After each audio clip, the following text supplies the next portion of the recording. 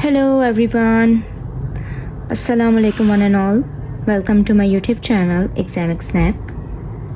So let's start Islamic lecture another topic. This is सलात. आज हम सलात के बारे में पढ़ेंगे कि सलात का टॉपिक इस्लामिक स्टडीज़ में इतना इम्पोर्टेंस क्यों रखता है, इसकी इम्पोर्टेंस क्या है, इसको किस तरह से कुरान में डिफ़ाइन किया गया है, और ये सारी डिस्कशन हम करेंगे बहुत ही एक शॉर्ट वीडियो में जैसे कि आप देख रहे हैं। सबसे पहले हम इंट्रोडक्शन पे बात करते हैं without wasting our time. Let's begin the topic. सबसे पहले सलात जो वर्ड निकला है वो कुरान में जिसको हम नमाज कहते हैं, नमाज के लिए सलात वर्ड यूज़ किया जाता है, ठीक है। उसका इंट्रोडक्शन ये है, सबसे पहले हम इंट्रोडक्शन में जब भी आप CSS का PCS का कोई भी क्वेश्चंस अटैम्प्ट करने के लिए जाते हैं तो उसमें सिंपली आपसे अगर कोई सवाल पूछा गया है कि आप डिफ़ाइन कर दें या आप सलात को डिस्कस करें, ठीक है।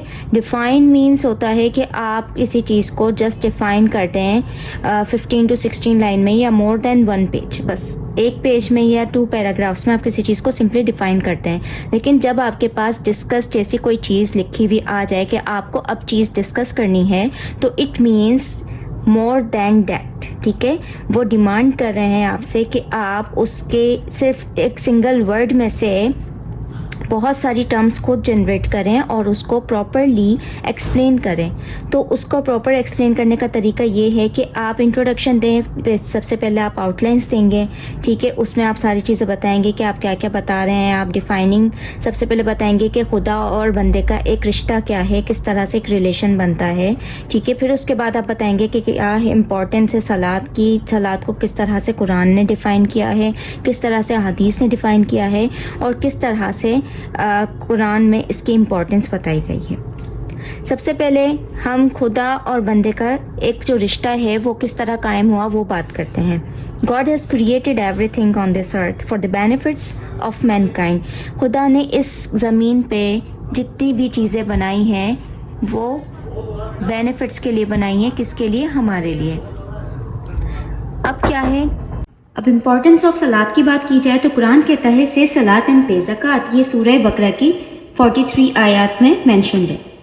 उसके साथ साथ ये भी कहा गया है एंड से prayer and be not among the non believers, आप जो है नमाज पढ़ा करें और उनमें से नहीं बने जो नॉन बिलीवर्स हैं, जो इस्लाम पे यकीन नहीं करते, बल्कि उनमें से बने जो अल्लाह के ऊपर, उसके आसमानी किताबों पर और उसके मानने वालों पर ईमान रखते हैं। सूरह रोम की 31वीं आयत है। इसी तरह the word Salat is mentioned more than 700 times in the Holi Quran. सलात का जो अल्फाज है नमाज के लिए बयान किया गया है कुरान में 700 से ज़ायद मरतबा। उसके साथ साथ हमेशा हर बार मोस्टली जहाँ जहाँ नमाज का जिक्र किया गया है वहाँ वहाँ ज़कात का भी जिक्र किया गया है। वेयर इज़ ज़कात इज़ मेंशन्ड 22 टाइम्स। ज़कात का अल्फाज जो ज़कात का लफ्ज़ इस्तेमाल किया गया है कुरान में वो 22 दफ़ा इस्तेमाल किया गया है। It is the right of Allah towards his being, ये खुदा का हक है उसके बंदों की तरफ कि वो उसकी इबादत करें और उसकी वर्शिप करें, ठीक है। इबादत और वर्शिप एक ही वर्ड है। इन द लाइट ऑफ हदीत, अगर हदीत में देखा जाए, हदीत बेसिकली हम हदीस को कहा जाता है, इंग्लिश वर्ड में हदीत कहते हैं। तो आप जब भी कुरान की बात करेंगे तो आपको ज़रूरी है, ये लाजिम है इस्लामिक स्टडीज़ में कि आप जो है कुरान का हवाला देंगे, हदीस का हवाला देंगे, तब जाके आपको मार्क्स मिलेंगे, क्योंकि हर एक सब्जेक्ट की अपनी टर्मिनोलॉजीज़ होती हैं। तो इस्लामिक टर्मिनोलॉजीज़ में आपको ये सारी अरेबिक वर्ड्स और अरेबिक वर्ड्स भी आपको ये टर्म्स वगैरह यूज़ करनी पड़ेंगी, सो डैट आप जो है अच्छे मार्क्स अच्छे ले सकते हैं, सिक्योर कर सकते हैं। Holy Prophet said, whoever maintains the 5 prayers in terms of their purity and timing will have a light and a proof on the day of resurrection. Whoever will not be treated will sorrow and human.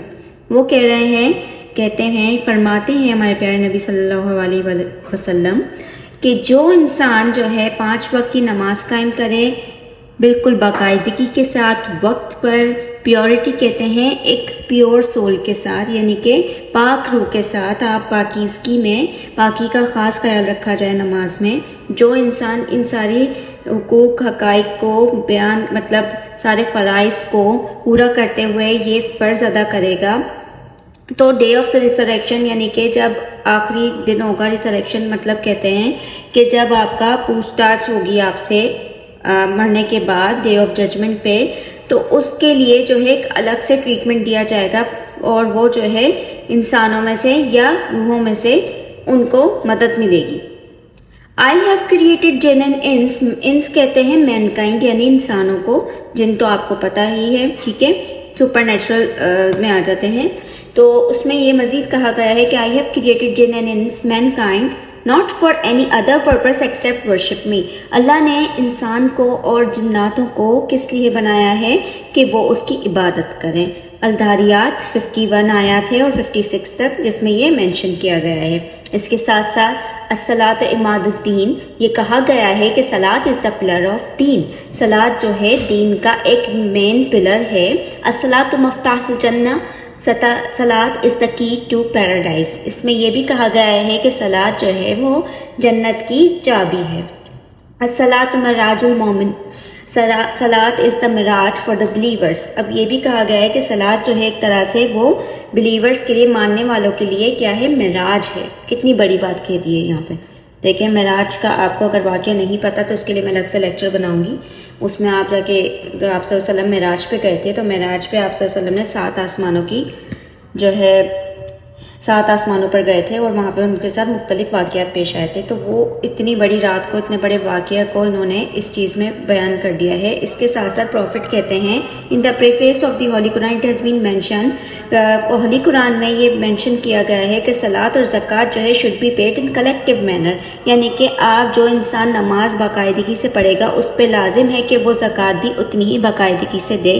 جب یہ دو فرائض آپ proper طریقے سے پورے کریں گے تو آپ ایک اسلام کا بول بالا کر سکتے ہیں، آپ ایک خود کو جو ہے مومن کہلانے کے لائق بن سکتے ہیں۔